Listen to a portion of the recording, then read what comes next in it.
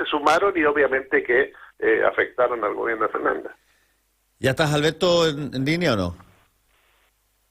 Aquí estoy, Fernando. ¿Qué tal? ¿Cómo estás? ¿Cómo están las ¿Qué cosas? tal, Alberto? ¿Cómo están las cosas por el viejo? ¿Qué tal, Pancho?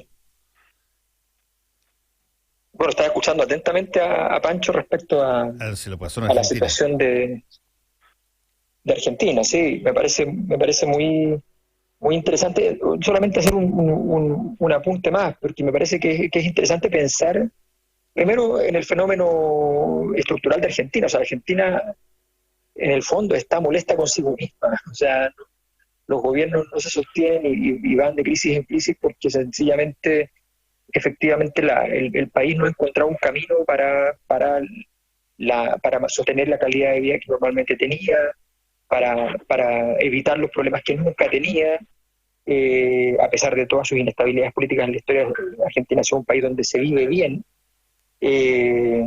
y en ese sentido eso ha cambiado en la última poco más de una década, y eso se está notando efectivamente en el malestar de la ciudadanía. Y por otro lado, creo que también es importante anotar que de alguna manera Macri, con toda su pobreza de construcción política en muchos aspectos, ha logrado consolidar algo que en Argentina no existía, que es una derecha como un sistema político que tiene una derecha. Eso a nosotros nos parece súper obvio. La mayor parte de los países que conocemos tienen una derecha muy marcada, pero en Argentina no es algo obvio. O sea, los partidos históricos de Argentina, el peronismo y la Unión Cívica Radical, allí estaban los partidos grandes y allí no había una derecha. Había una derecha tradicional en el mundo de las patronales, de las grandes empresas, de las haciendas. Ahí había una derecha tradicional, pero eso no se traducía políticamente en el sistema político. Y Macri ha logrado traducirlo con todos sus defectos, con todas sus precariedades conceptuales y políticas, pero resulta que ha logrado sostenerlo. Claro, Sí. ese es un país que se dividía en peronistas y antiperonistas, y que el sector del radicalismo, Exacto, que alguna vez representó a una centro derecha en los últimos tiempos, que con Alfonsín se fue hacia una socialdemocracia, prácticamente ha desaparecido, ganando obviamente mucho espacio esto que es el macrismo, y que siempre la derecha, Alberto, representaba como un 10%, esa derecha patronal que tú dices, que era la Unión de Centro Democrático, más vinculada a los militares, que quedaron muy desprestigiadas después de la última dictadura, pero que finalmente a la hora de votar, las elecciones era hacia dónde iba a apuntar Perón, de qué lado se ponían los peronistas, para que los otros, sin ningún programa, sin ninguna característica reales, dijeran yo voto en contra de eso, y se generaba ese antiperonismo que no ganaba las elecciones, que la ganó por primera vez con Raúl Alfonsín, que era otro tipo, era un gran líder, y que en los últimos años ha podido reconstruirse, que incluso era la derecha del peronismo la que ganaba. Es decir, Menem ganó, exacto. Gobernó como el más de los neoliberales, viniendo del riñón de un peronismo tradicional, histórico, de regiones, con patillas y poncho, ¿no? Bueno, eso es lo que ocurrió en Argentina yo imagino que el kirchnerismo, cuando recibe golpes de este tipo, tiene que hacer algo al respecto. De hecho, el propio Alberto Fernández tiró esa frase, que es una frase abierta, porque uno la puede interpretar de mil maneras, y sobre todo en qué se equivocó. Y seguramente algo hicimos mal, o en algo nos equivocamos, digamos, para reaccionar a esta derrota puntual. Esa frase que van a escuchar, ¿no? Que escucharon, ¿no?, el mensaje a las urnas. Exacto, claro. Sí, sí. que están repetidas. Sí, Se ha dicho en varios países. Sí. ¿Qué, Alberto? Sí, que me parece que además la frase fue lo suficientemente autocrítica como para poder interpretar un momento.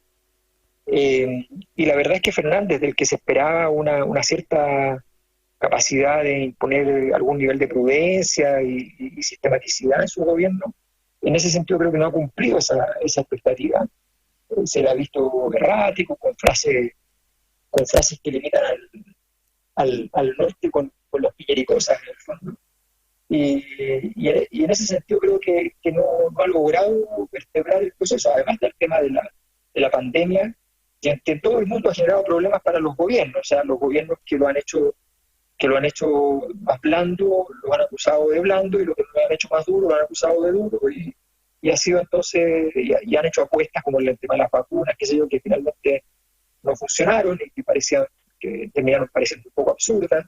Entonces, en el fondo, todos esos pecados, la suma de esos pecados las han pagado, pero yo creo que fundamentalmente hay un fenómeno que es estructural y también nos pasa un poco en Chile y tiene que ver con el debilitamiento de las ideologías. Entonces, en el fondo, los gobiernos son evaluados por sus obras, por sus actos, por sus errores, y no por el proyecto. Y eso hace que sea muy inestable.